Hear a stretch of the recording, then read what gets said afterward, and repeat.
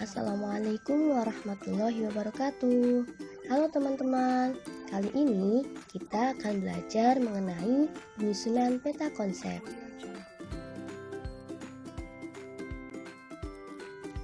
Presentator pada kali ini yang pertama Binti Rofi'atun Ni'mah, yang kedua Izul Haq Lidinillah, yang ketiga Nur Hasanah, dan yang keempat Subki Abdus Syakur.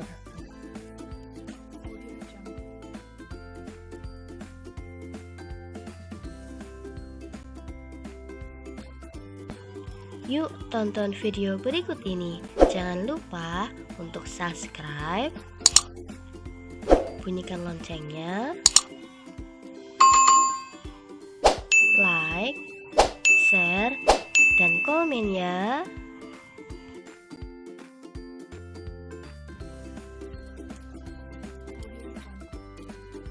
Sebelum kita menyusun peta konsep, terlebih dahulu mari kita pahami pengertian dari peta konsep. Apa sih itu peta konsep? Peta konsep merupakan suatu cara atau strategi yang digunakan untuk menyajikan sebuah informasi dalam bentuk konsep-konsep yang saling terhubung dalam suatu rangkaian. Peta konsep juga bisa dikatakan sebagai bagan yang digunakan untuk menggambarkan sesuatu. Peta konsep memiliki beberapa ciri-ciri, di antaranya yang pertama, pemetaan konsep, yaitu suatu cara untuk memperlihatkan konsep-konsep dan proposisi-proposisi dari suatu bidang. Yang kedua, berbentuk gambar dua dimensi. Artinya, suatu peta konsep ini merupakan gambar dua dimensi dari suatu bidang studi atau suatu bagian dari suatu bidang studi. Yang ketiga, mempunyai bobot konsep yang berbeda. Jadi, tidak semua konsep mempunyai bobot yang sama. Berarti, ada konsep lain yang lebih inklusif. Yang keempat, berbentuk hierarki.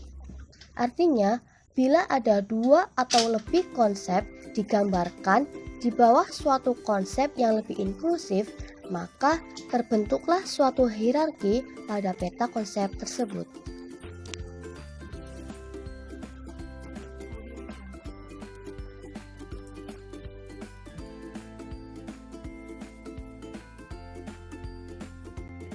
Peta konsep memiliki beberapa jenis, di antaranya yaitu berbentuk pohon jaringan, berbentuk rantai kejadian, berbentuk siklus, dan berbentuk jaring laba-laba. Dari beberapa jenis-jenis peta konsep tersebut, mari kita pelajari satu persatu. Yang pertama, berbentuk pohon jaringan. Peta konsep pohon jaringan merupakan peta konsep yang ide-ide pokoknya itu dibuat dalam sebuah persegi 4, sedangkan beberapa kata yang lain dituliskan dan dihubungkan dengan garis-garis penghubung. Dan garis-garis penghubung itu menunjukkan hubungan antara ide-ide tersebut.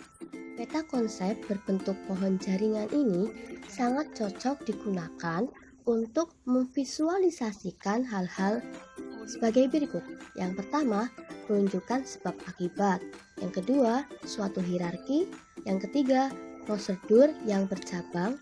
Dan yang keempat, istilah-istilah yang berkaitan yang dapat digunakan untuk menjelaskan hubungan-hubungan.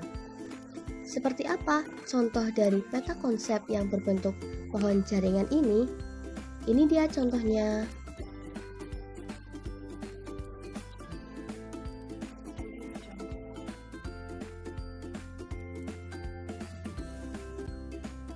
Jenis peta konsep yang kedua yaitu peta konsep rantai kejadian.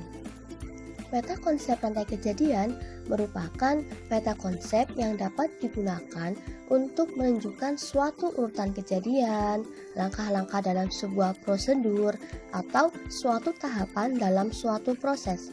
seperti halnya dapat digunakan dalam melakukan suatu eksperimen.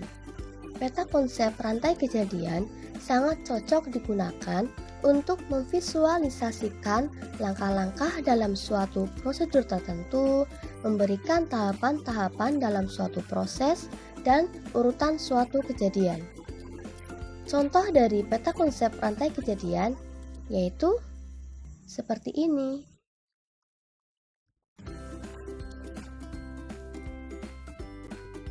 Jenis peta konsep yang ketiga yaitu peta konsep siklus. Peta konsep siklus adalah peta konsep yang di dalamnya memuat rangkaian kejadian yang tidak menghasilkan suatu hasil atau final. Kejadian terakhir pada rantai ini menghubungkan kembali pada kejadian awal, sehingga siklus berulang dengan sendirinya. Peta konsep siklus cocok diterapkan untuk menunjukkan hubungan bagaimana suatu rangkaian kejadian berinteraksi untuk menghasilkan suatu kelompok hasil yang berulang-ulang.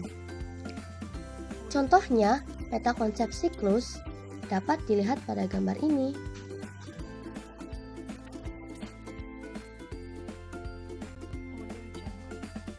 Jenis peta konsep yang keempat yaitu peta konsep laba-laba. Peta konsep laba-laba merupakan peta konsep yang biasanya digunakan untuk curah pendapat. Peta konsep ini cocok digunakan untuk memvisualisasikan konsep yang tidak menurut hierarki, kategori yang tidak paralel, dan hasil curah pendapat. Ini dia contoh dari peta konsep laba-laba.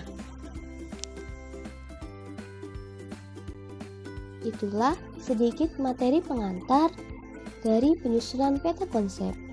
Terima kasih. Mari kita simak video pada part selanjutnya.